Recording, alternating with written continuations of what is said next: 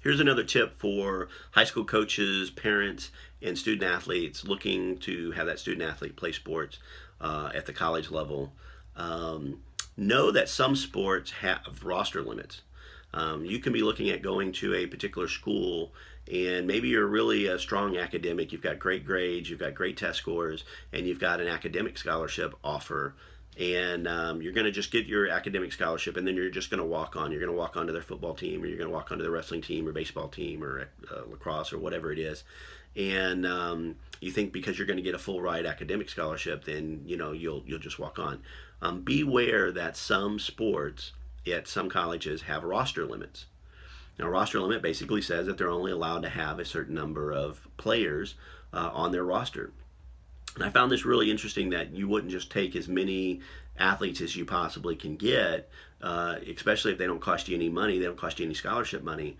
But as it was explained to me, that there's a cost associated with every athlete that participates in that program, if they're on scholarship or not. If it's a sport and everybody gets lockers, everybody gets a locker, so you have that space. If everybody gets practice jerseys, everybody gets a practice jersey, including that non-scholarship athlete.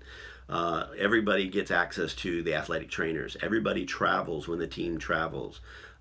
So whatever training programs that they do, they have to have equipment for everybody.